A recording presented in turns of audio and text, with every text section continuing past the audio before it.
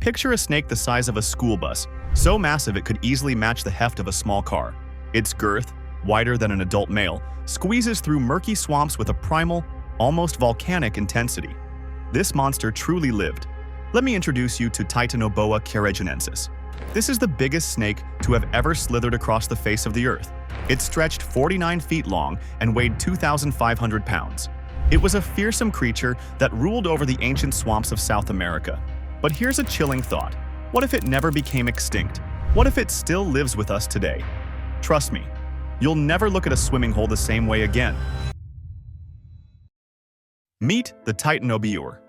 Adventure has its roots in 2009 at a coal mine called Extinction, located within the region of northern Colombia.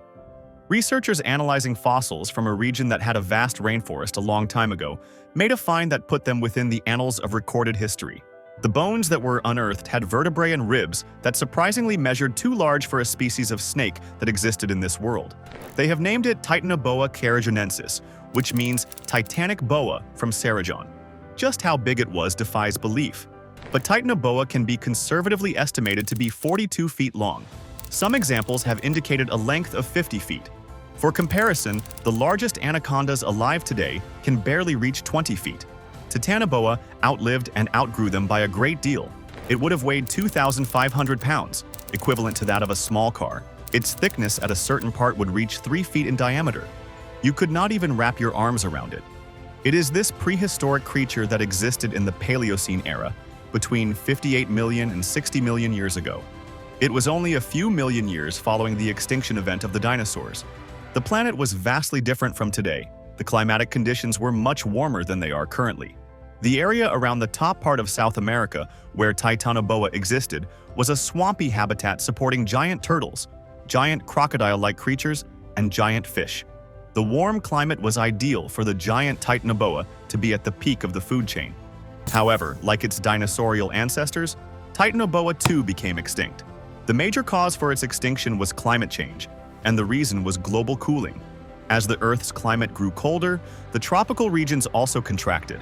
Snakes are ectothermic, and they need an external source of warmth to keep their body temperature constant. An organism as massive as Titanoboa cannot keep its body warm if the planet is not warm enough. Even if it was a few degrees cold, these massive snakes would not have been able to sustain themselves, as it was too cold for an organism as massive as Titanoboa to survive. Today, the largest snakes on Earth are the reticulated pythons of Southeast Asia and the green anacondas of South America. Reticulated pythons can reach lengths of about 20 to 23 feet, while anacondas, being more heavily built, typically reach 15 to 20 feet, but can weigh up to 550 pounds. Impressive as these modern giants are, they're simply dwarfed by Titanoboa. If you placed a large anaconda next to Titanoboa, it would look like a garden snake next to a fire hose. For Titanoboa to coexist with modern-day life forms, it must have a drastically different environment from what we have today. We shall examine what world would allow prehistoric giants like Titanoboa to exist. First and foremost, temperature is the key. Studies on the fossil evidence of Titanoboa show that this reptile would need average temperatures to range from 86 to 93 degrees Fahrenheit. This is much warmer than the current tropical areas. Even the most tropical parts of the Amazon rainforest have an average temperature of 80 degrees Fahrenheit per year. This is necessary from the principles of physics and biology. Larger ectotherms would need warmer temperatures to support their body functions. A snake like Titanoboa would have a massive body with a substantial amount of heat required to provide an optimal environment to support body functions. The habitat needs would be no less challenging. Titanoboa is known to have lived in and around water bodies, as is applicable to anacondas. It is expected to have lived in extensive river systems with slow-moving or stagnant water. The water bodies must have been deeper to accommodate its size. More so, it must have had adequate prey to support such giant predators. We are talking about floodplain forests, swampy areas, and warm river systems. But what kind of place in the modern world might allow Titanoboa to survive? Well, the first place that springs to mind is the Amazon basin.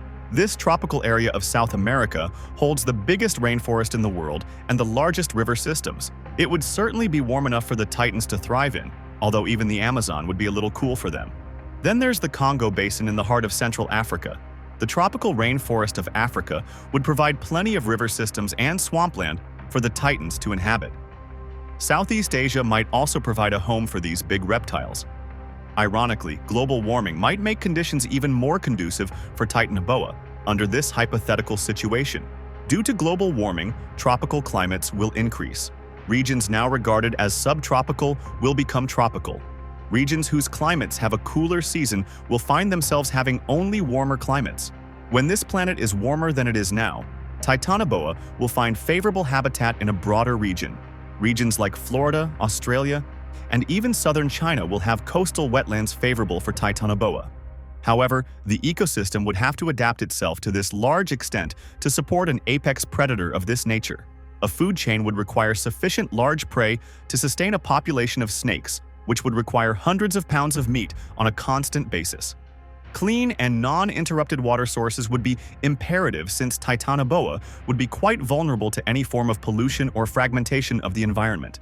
A creature of this massive size would completely disrupt the routine of all other species, and other creatures would be compelled to adapt to evade being ambushed, thus completely readjusting the entire ecological system to sustain this ancient creature at the top of the ecological system. A Titanoboa alive today would have staggering implications for its role within its ecosystem. Let us examine what such a presence could entail. Being the top predator in any ecosystem it lived in, Titanoboa would radically shift the dynamic of the ecosystem. What would this creature prey on? Since Titanoboa would be living in the Amazon ecosystems, the prey would range from capybaras, which are the largest rodents and weigh as much as 140 pounds, to tapirs, which weigh 500 pounds or more. Tapirs would be the prey, especially the juveniles. Then there would be the fish, such as the arapaima, which grows to 400 pounds. Not even the juvenile or medium-sized caimans and river dolphins would be out of harm's way. The Titanoboa would face especially strong competition. Currently, caimans, crocodiles, and alligators are considered apex predators in tropical bodies of water. The Titanoboa would compete with these bellowing lizards for prey and territory. Black caimans in the Amazon rainforest reach lengths of 16 feet and weigh 1,000 pounds. This is no match for the size of Titanoboa. Titanoboa would also compete with giant crocodiles in saltwater habitats in southeastern Asia and Australia.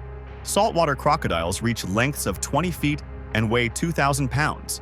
Titanoboa and crocodiles would probably avoid each other, although territorial encounters could be lethal. The Titanoboa's very presence would force the caimans and crocodiles to compete in different habitats, possibly hunting land-based prey or inhabiting different parts of rivers. It affects the population of large mammals. The presence of Titanoboa preying on capybaras, tapirs, and deer would reduce the herbivore population. The smaller number of herbivores would result in reduced pressure on the vegetation, perhaps resulting in a thicker undergrowth in the rainforests. The prey animals would also alter their behavior. Just like the current prey animals refrain from water holes when crocodiles are near, the animals within the Titanoboa range would be extremely cautious about water. They might alter the way they drink water or perhaps drink from a smaller water body that a giant snake couldn't inhabit. Other predators would also face serious competition. Jaguars, which are ambush hunters and sometimes target prey near water and even swim to get it, would have to compete with Titanoboa for food. More threatening to jaguars, though, would be the possibility of becoming prey themselves. The adult jaguar weighs 200 to 250 pounds, well in range for what Titanoboa was capable of handling. The jaguars will be forced to alter their hunting habits to remain away from the water sources. This will cause a dramatic change in their role in the environment. As it is clear now, even the current anacondas and pythons will be affected. The snakes will be compelled to occupy smaller ecological niches. Titanoboa could not enter these regions due to the availability of limited prey sources there. The young Titanoboas will be consumed by the adults due to cannibal tendencies present in major species of snakes. Bird species, especially larger wading birds and waterfowl, would have to contend with another predator as well. Titanoboa could easily pluck these birds right out of the water's surface, or even from low-hanging branches. This, in turn, would affect the behavior and populations of water-dependent bird species. The decomposer scavenger populations will also undergo changes. A Titanoboa individual will serve as a massive source for the scavengers. A single individual will be capable of feeding many vultures, crows, and smaller predators. The constant availability of large bodies will allow the populations of the aforementioned predators to be more substantial. The effects of living with Titanoboa would perhaps be most profound on human societies. The presence of a 50-foot-long, 2,500-pound top predator would dramatically change the way humans engage with tropical ecosystems. The distribution pattern of human populations in tropical zones would be entirely different. Today, millions of people live in landmasses along the banks of the Amazon River and its tributaries, and also in Congo Basin and river valleys in Southeast Asia. Compared to crocodiles, which can be easily spotted and avoided if one is cautious, the Titanoboa would present a grave danger to human populations because it could attack unsuspecting people, emerges from the water with alarming speed and agility, and would be able to reach its prey even when it is a few feet inside the landmass. Historically, the evolution of civilizations within such regions would have been vastly different. Civilizations developed around many of the world's great rivers due to the many advantages offered by a water source. Without these civilizations, due to such a presence as Titanoboa, there would either never have been such civilizations within the tropical regions of our world, or there would be very sophisticated ways of securing such regions. We could expect to see villages that exist purely on stilts, 15 to 20 feet above the water. Economic implications. They will be just short of astonishing. The fishing sector in tropical areas will be crippled. How do you fish without facing a potential threat of a predator sitting in the same water, which might swallow you whole? Fishing will have to involve armed groups, or it will have to be abandoned altogether in favor of fish farming in enclosed pools. Farming along the banks of rivers will become impossible. People will not be able to irrigate fields, nor will they be able to work in and around water bodies. The tourism sector will have a tough time. On the one hand, people will be lured to places where this magnificent beast inhabits. Titanoboa tours will become a huge industry in its own right, like great white shark cage diving tours. On the other hand, tourism in general in tropical destinations will almost come to a standstill. Families will not choose to go to destinations where children cannot play safely along the rivers. There will be no beach resorts in tropical river destinations. The only way to assess the extent of human-wildlife conflict is to examine contemporary statistics for human attacks by crocodiles. In areas where giant saltwater crocodiles exist, scores of people perish each year. Nile crocodiles cause hundreds of human fatalities per year in Africa. Titanoboa will prove incomparably deadlier. It will be large enough to swallow any human whole, and its biotic preferences will necessarily find it in contact with human populations. Thousands will perish each year in Titanoboa-infested biotopes. Attack opportunities would be every waking nightmare made real. A woman could be washing laundry at a riverside and pulled beneath the surface in a matter of seconds, with no escape possible. Children playing around bodies of water would be in danger every moment. Even boats would not provide a completely risk-free zone. A Titanoboa could turn over a small boat, and people who went overboard would not live long. Even more ominously, there would be psychological factors. The safety systems in place must be extreme. Neighborhoods must have protective barriers, possibly electrified fencing around water access points. Gathering water becomes a military effort with armed guard members. Crossing bodies of water necessitates highly fortified bridges or cable systems that never put anybody in or around the water.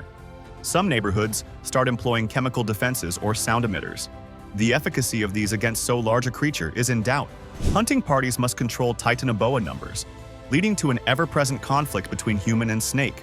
This is no different fundamentally from current controversies over elephant control or wolf control, but with vastly greater import because it involves human life. Our contemporary world would look completely different with the presence of this prehistoric giant. The ecosystems of the tropics would function in a completely different way, with all the species from fish to the largest animals behaving in such a way as to share their planet with what would effectively become the ultimate predator. The complex of ecosystems that we recognize in tropical areas, such as the Amazon, would no longer function in the same way but would evolve over millions of years to share their habitat with these large serpents. There would have been no need for many families of animals to evolve. In fact, what constitutes human society itself might have evolved along a vastly different trajectory. The successful riverine societies that served as the cradles of human progress and technology might never have gotten off the ground or might have become societies we wouldn't recognize. The tropics, where so many people now live and where such a high proportion of biological diversity can be found, might remain perilous and remote areas through which humans dare not pass. So the next time you find yourself watching a snake at the zoo or a nature documentary, take a pause to admire the beauty of the snake and the role it plays in our modern world. And maybe a quiet thank you for the fact that the ones you are looking at are measured in feet, not buses. Because if Titanoboa had not gone extinct, you wouldn't be visiting the jungle. You'd be watching it from very, very afar. Well, that was the end of the video. Do you feel interested? Then do not forget to give us a like and subscribe to our channel for more content like this. See you in the next one.